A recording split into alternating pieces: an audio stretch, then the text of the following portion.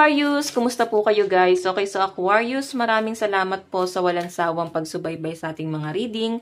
So yan Aquarius, paalala lang po na ang reading natin ay general reading lamang. So maaari kang makaresonate, maaari ka rin namang hindi makaresonate. Okay? Kaya pag hindi guys nakaresonate, ibigay na lang po muna natin sa inyo. Okay? So tignan po natin Aquarius, ano ba ang inyong gabay? Kapalaran ngayong week na to. Aquarius, Sun, Moon, Rising, and Venus sign. Aquarius, Sun, Moon, Rising, and Venus sign. So, guys, meron tayong family. Ayan. Meron po tayong deep breathing. So, I think may mga pinag-iisipan ng mga Aquarius. Parang gusto niya na pong bumuo ng sarili niyong pamilya. Kumbaga, ready ka na, no? Lalo na yung iba dito na para bang nagpa-family planning. Para bang ngayon, ready na kayo na magkaroon ng anak. Kumbaga, buong pamilya nitong person mo. Okay? So, yung bottom of the deck mo is clear your energy. So, I think meron kang dapat linisin sa energy, sa field mo. Energy field tuloy. Sa field mo, no? Pwedeng sa loob ng tahanan. Baka kasi guys, may mga nagpipigil na mga negative energy para matuloy itong mga plano mo. Okay? So, may nakikita ako rito guys. Ngayon, mas nakukuha mo yung buong pamilya. Sobrang kontento, sobrang saya ng energy ng mga Aquarius sa pinapakita sa akin. And ngayon, yung iba sa inyo guys, masaya ka at payapa, para bang may peace of mind ka, may kalayaan ka, walang naghihigpit. So, nandun ka sa point na may mga bagay na,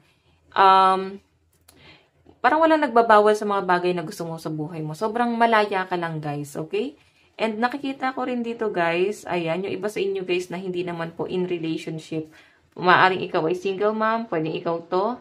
I think nandun ka sa point na mas nag-e-enjoy ka sa company ng mga anak mo, nag-e-enjoy ka dun sa, parang sa bonding nyo ng mga anak mo. Kung ikaw naman yung anak, so I think, mas na-appreciate mo yung magulang mo ngayon. As in, todo support ka sa family mo, okay? Sa parents mo, okay? And nakikita ko rin dito, Aquarius, yung iba rito, kung sa sarili mo, kung ikaw ay in relationship, so I think, nagpaplano na kayo ng person mo na bumuo po ng anak. Ayan, bumuo na ng sariling pamilya. Kasi sobrang sure ka na guys eh. Okay, baka nabibigla ka sa mga decision mo, sabi daw nung card. Kasi sinasabi dito, deep breathing. Parang huminga ka, relax lang, baka nabibigla ka sa mga decision mo. Parang ganyan. So, tignan po natin. So, kailangan nyo guys ng family planning, no? Ayan. Tingnan pa natin guys. Ano pa pong additional message? Ito pala. Sorry. So, guys, ang lucky number mo is 23, 19, and 2. Additional message po kay Aquarius. Aquarius, Sun, Moon, Rising, and Venus sign.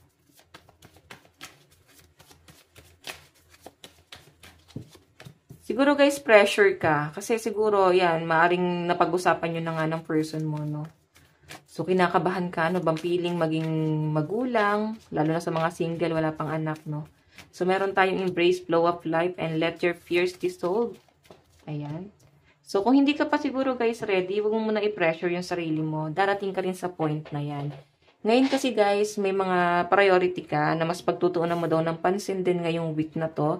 May mga takot din na nararamdaman ng mga Aquarius. So, ang sinasabi rito guys, mag-relax ka. Let your fears dissolve. Kusang mawawala yan guys. Pero wag mo naman guys tatalikuran yung problema. Mas maganda na harapin mo para hindi na siya guys bumalik pa sa inyo, no? Kailangan na masolusyonan mo na siya para hindi ka na balikan pa nung problema na yon. Okay? So, ayan guys, may nakikita ako dito na maaaring may mga taong nakasuporta sa inyo or maaaring ikaw to na full support ka sa ibang tao, okay? Kumbaga, para kang tumutulong din sa kanila. Ngayon parang guidance ka, tinutulungan mo sila na magkaroon ng magkaroon ng focus din sa buhay nila or sa goal nila. Tinutulungan mo sila kung ano yung pwede nilang pagkakitaan. So, magaling ka din guys, advisor sa pinapakita sa akin. Ngayon, nakakatuwa kasi puro pag-iipon ang ginagawa ng mga Aquarius. Ngayon talagang focus ka talaga sa priority mo. Ayan. And sa family. Priority mo sa family mo. So guys, ayan. Maring ang kadil mo ngayong week na to ay mga Gemini, Cancer, and kapwa mo Aquarius. Okay? So, tignan pa natin. Taas lang natin to dito guys. Okay. additional message po kay Aquarius. Aquarius, Sun, Moon, Rising, and Venus sign. Aquarius, Sun, Moon, Rising, and Venus sign. Additional message. So guys, meron tayong Knight of Swords. Meron tayong 7 of Cups. 7 of Coins. Nakakatuwa. New beginning kasi guys, itong Death. So ito guys ay patungkol sa inyong security. Patungkol sa inyong stability. Nakikita ko na sobrang gigil na gigil ka na makuha yung bagay na gusto mo. Kasi 7 of Coins, no matter what, gusto mo talaga to guys makuha. So yun guys, namatay na yung apoy natin. Palitan muna natin. So ayan guys. Okay, so sa pinapakita sa akin dito guys, sobrang seryoso ka talaga sa ginagawa mo. Okay, medyo ano na to guys ayan no. Seryoso ka na dito Knight of Swords. Kumbaga, sure ka na ito na talaga yung ginagalawan mo. Sure ka na sa mga plano mo sa buhay. Wala na makakapigil dito guys. Kumbaga, nandun ka na sa point na hindi ka nabibigla Hindi ka nabibigla talagang gusto mo na talaga yung ginagawa mo. As in, kung nasang sitwasyon ka man ngayon, kung nandun ka sa person mo, sobrang okay kayo guys. Sobrang nagkakasundo rin kayo guys sa relationship. Sa nakikita ko, 7 of Coins, pinagtutulungan nyo guys talaga yung future nyo. Sabi ko sa inyo guys, nagpa-family planning din kayo dito. Marami kayong plano ng person mo, lalo na pagdating sa future. Okay? 7 of Coins. Nakakatuwa guys, no? Kasi pinagtutulungan nyo talaga. And parang bihira din kayo guys mag-away ngayon ng person mo. Kasi nagkakaroon guys ng new beginning. New beginning, transformation, powerful movement. So I think parehas na po kayo guys matured dito sa relationship na to. Okay? So tignan pa natin ano pa pong ipapakita. Kasi dito guys talagang ang focus nyo ng person mo is yung pera yung career nyo. So, hindi kayo guys gano'n nag-aaway kasi binibigyan ka rin ng kapayapaan ng person mo. Binibigyan ka rin guys niya ng ng buhay. Ayaw kanyang kontrolin. Ganyan. Okay? So, tignan pa natin. Ano pa po ang ipapakita?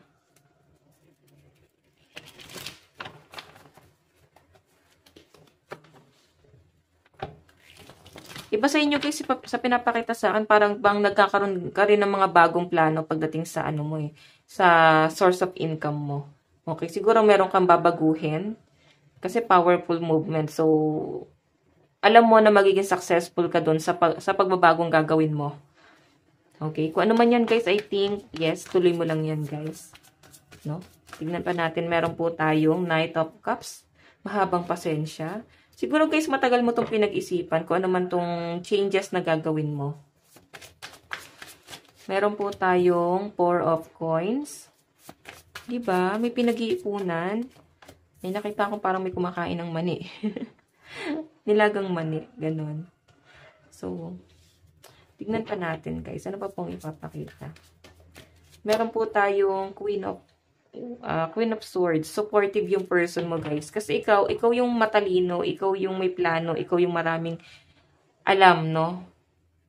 Sa mga plano mo sa buhay. Kasi Queen of Swords yung energy mo. Kumbaga, ikaw yung nagbibigay kumpas. Ikaw yung, hindi naman guys nagko-control, pero kahit pa paano guys, pinapakinggan ng person mo yung mga decision mo din, no? Yung plano mo para sa connection yung dalawa. Kasi King of Cups nakasupport lang si person, nandyan lang siya. Siguro sa inyong dalawa, mas maganda yung daloy ng pera mo. Sa'yo, mas maraming opportunity. Si person mo, 4 of Pentacles, so I think, kailangan niyang mag-save ng pera para sa sarili niya. Kailangan niyang pag-ipunan yung mga bagay-bagay. Sobrang nagkakasundo kayo guys sa pinapakita sa akin. No? Wala pa naman ako nakitang pagtatalo dito so far. And yung iba dito guys na single, ayan. Sa mga single guys, kung makikita mo, moving forward ka. Wala ka masyadong ine-entertain. Kasi matalino ka na sobrang guarded na nung energy mo. Hindi ka na masyado nagpapasok. Unti-unti mo nang nahihil yung sarili mo Okay, maaring matagal kang nag-move on sa isang tao. So, I think nandun ka sa point na pinagtutuunan mo ng pansin ngayon yung stability. Okay? Yung pera mo. Meron kang pag-iipunan dito. So, tignan pa natin ang inyong advice. advice.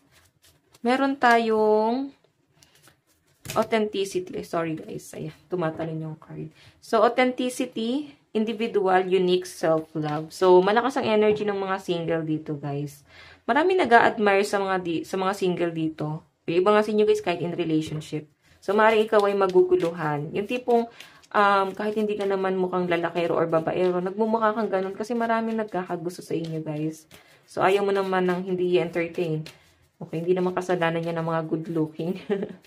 Okay, so meron po tayong duality. So, duality, self-awareness, observe, and release. Ayan, yung iba sa inyo guys, mas ginagawa mong matatag talaga yung sarili mo. Pinapakiramdaman mo rin bawat taong papasok sa buhay mo, ano ba talaga intention nila, baka naman sila ay daraan lang tapos sasaktan ka lang. So, sobrang aware ka sa paligid mo guys, sa lahat ng tao, no? Kasi siguro, Aquarius, dumating ka na sa point na minsan ka nang nabetray. So, I think ayaw mo nang maulit yon. Okay? So, ayan, Aquarius, ito lang po ang inyong reading. Hanggang sa muli, God bless and love you all. Thank you.